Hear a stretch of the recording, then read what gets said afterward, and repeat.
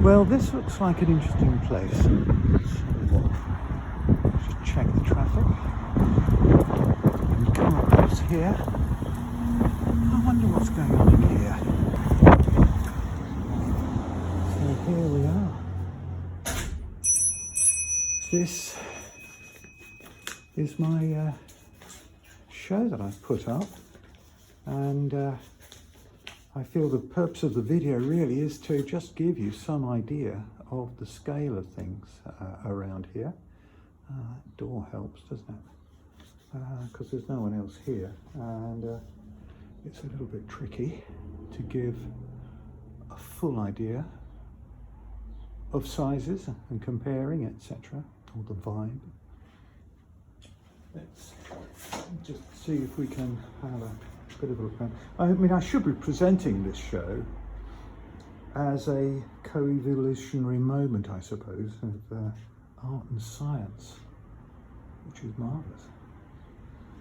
But I'm sort of very much the artist, I suppose.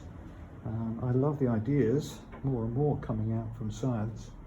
It's just so inspiring and interesting, I suppose. But it does seem very natural to coexist with science. That interconnection. Perhaps it's a co-evolutionary momentum. Some of the essentials of the coding or the morphic fields. Although I'm getting a little bit more interested in perhaps the implicate order. Maybe I'm a bit explicate at the moment, but the implicate order of things is very interesting. So this one here, yes, I think for me, but not for others, that figure on the left-hand side at the top seems to play up in existence quite nicely. I could see it quite clearly. It's coming through on the screen for me quite well. And I feel our presence amidst this great, well, venation and connection throughout nature is so important, so interesting. But I have written about these pieces, I suppose, so let's just go over. So this one here, 1 metre by 1 metre.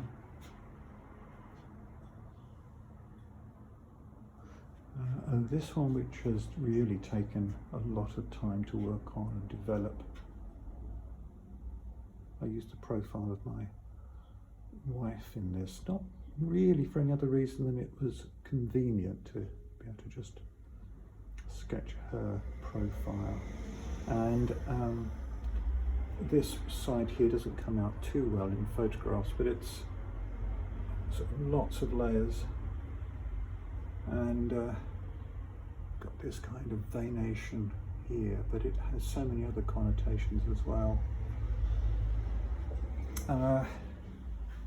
And this one, I mean, these began really at the beginning of the year with just chucking the paint around and doing similar stuff as I was working on the monotypes, and then kind of just pulling things together, really bringing stuff into the studio.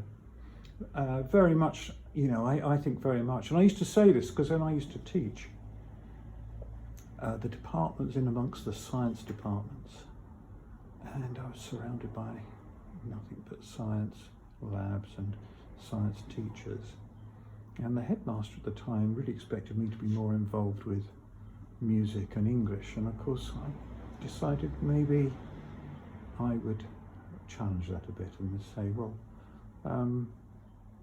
I don't see why I should really be involved in the school play as a department, blah, blah, blah, blah. I'm more interested in being involved with the science departments, and built it from there. So really for these decades I was working on that sort of premise. And it was great because the headmaster was a bit surprised to see that I was working on the school plays and stuff. I did get involved with that, but I allowed the students decide whether they wanted to get involved. It wasn't a big departmental thing, it was just anyone who wanted to come along and muck in with the school drama. But that idea of working with the science departments, yeah, was really good. Of course, it had no effect on the headmaster whatsoever, really. The idea it wasn't lost on the next head, who could see that I was, in a sense, trying to make it clear that art education has every importance and connected in with stuff. And he was a historian, he was a lovely guy, and really did empathise and got involved and was very, very supportive. Over to this wall, just 4 pictures up. Could go for more here. But there is a kind of colour scheme going where you see that the colours here come together. Colours come together here. And over here we've got the purples and blues pulling through. The middle one is the alchemy picture, which I've sort of written about. And then over on this wall, actually a bit of a change. It's not unusual for artists to have more than one kind of style or approach which can come about through just a change of medium or whatever. So these are a little bit of a change, but you know, I've only once worked on this kind of thing before, and so this was in response to some ideas about us needing some large pieces. And this one, this is where, you know, there are lots of pareidolia sort of images, or I'm encouraging it, to be honest with you. And the textural qualities is just wonderful with Indian ink. And the centre is being pulled around and made a little bit more strong, vital, by use of pastel to give it a bit of body. It's quick and efficient. It works really well with these sorts of mediums, and I sort of really like that. And over on this one, this is actually canvas, not paper. The other one was paper rolled out, and by sheer luck I had an end of roll which was perfect. So at the bottom there's still the cardboard tube in it, and this piece of canvas must be ancient, but it unrolled nicely. The kind of strange folding and enfolding that Bohm would have been proud of revealed some fantastic textures. And what I like about this is that in some ways, really, I would say I didn't want to do anything with it. I left it because I could not read anything into that at that particular point, and I didn't see why I should bother. And it's an interesting, like a scientist might have a control. In a sense, this was quite nice to just leave without any of these kind of interpretations one might make of the images and reading into it. I mean, that's fun, but it can also be a bit boring, frankly, to constantly be doing that. And you've got to sort of have a balance. Except, if I think about it, just through here, what have we got? We have the second show. What do I do with all that stuff that's part of the prep and I don't get using? Well, here we are. In fact, there are 2 main pieces in here, which are the conversation pieces, and they're still being worked on. They're not really finished yet, and that gives you some idea of the kind of qualities going on in these here.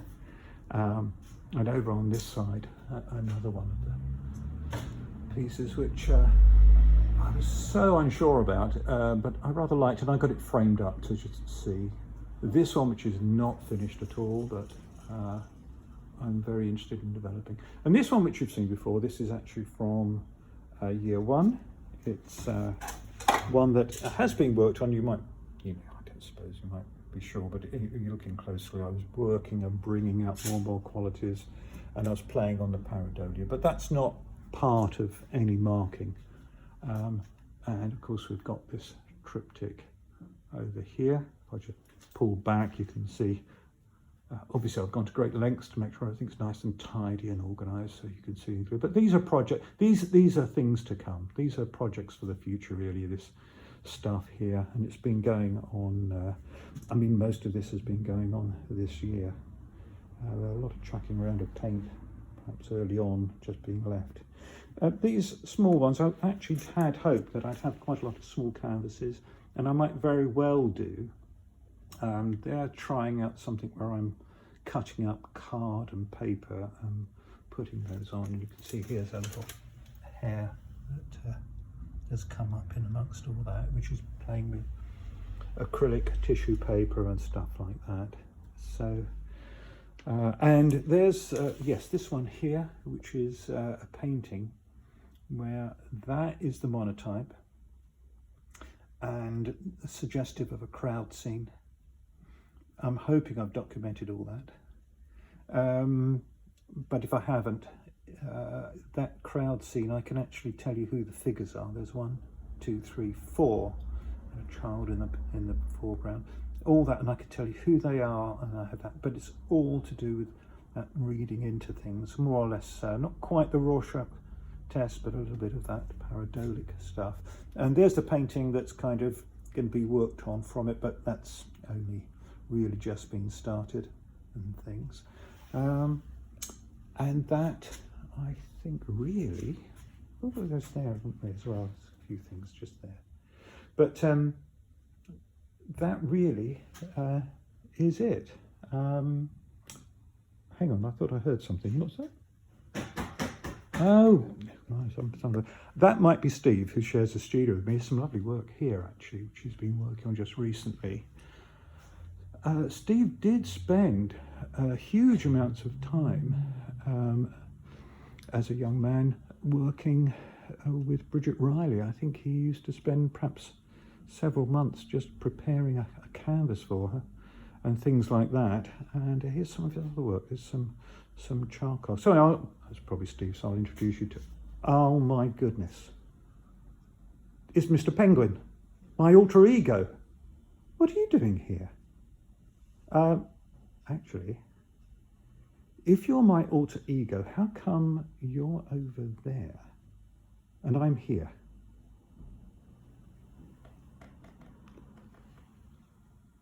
Thank you very much.